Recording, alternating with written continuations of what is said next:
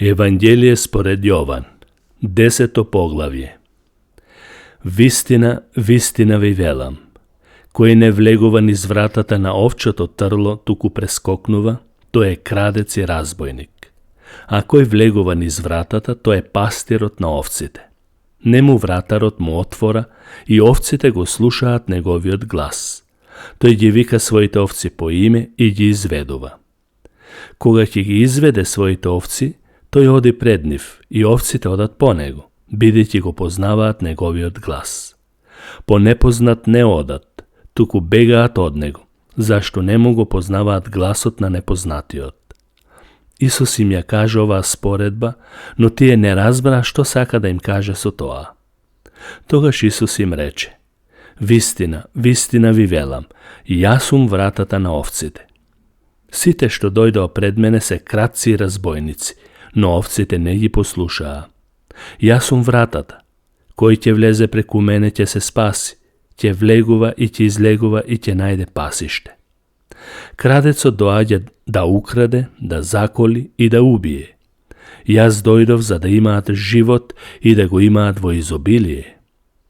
Јас сум добриот пастир. Добриот пастир го дава својот живот за овците. А наемникот кој не е пастир и кој не е собственик на овците, кога ќе види како напаѓа волкот, ги остава овците и бега, а волкот ги разграбува овците и ги распрснува. Тој бега затоа што е наемник и не се грижи за овците. Јас сум добриот пастир. Јас ги познавам моите овци и моите овци ме познаваат мене. И како што таткото ме познава мене, и јас го познавам таткото.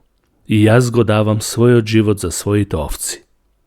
И други овци имам што не се од оваа стадо, и нив треба да ги приберам.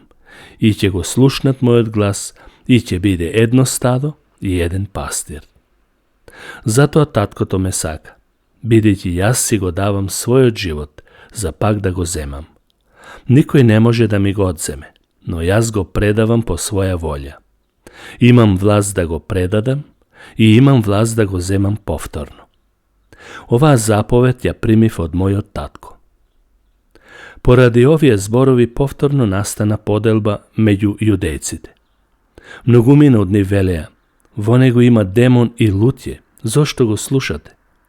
А други пак рекоа: овие зборови не се на човек опседнат од демон, може ли демон да отвора очи на слепи?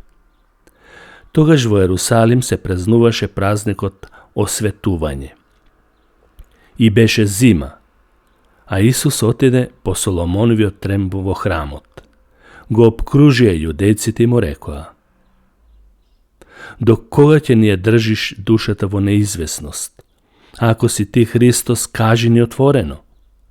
Исус им одговори: вие реков и не верувате.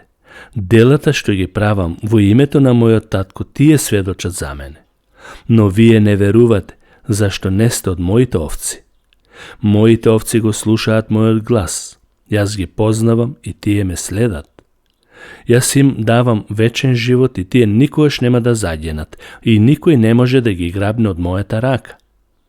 Мојот татко, кој ми ги даде, е поголем од сите и никој не може да ги грабне од раката на мојот татко. Јас и таткото сме едно. Тогаш јудејците пак зедоа камења за да го убијат. Исус им одговори: многу добри дела ви покажав од мојот татко, за кое од овие дела сакате да ме убиете со камења. Јудејците му одговорија: не сакаме да те убиеме со камења за добро дело, туку за богохулство, затоа што ти, иеко си само човек, се правиш дека си Бог. Исус им одговори: зар не е запишено во вашиот закон, јас реков, вие сте богови? Ако се наречени богови оние на кои им е испратен Божиот збор, писмото не може да се уништи. Та на оној ли кого Бог го освети и го испрати во светот, велите богохулствуваш, зашто реков, јас сум Божи син. Ако не ги правам делата на мојот татко, не ми верувајте, но ако ги правам, макар и да не верувате во мене, верувајте им на делата, за да знаете и разберете дека таткото е во мене и јас сум во таткото. a tije pak saka da go fatat, no to im se istrgna od nivните race. I pak otide preko Jordan na mestotu kada što Jovan prethodno krštavaše. I ostana tamo. Mnogumina doađa kaj nego i velija. Jovan ne napravi nijedan znak, no sve što reče Jovan za ovoj, beše vistina. I tamo golem broj ljudi poveruva vo nego.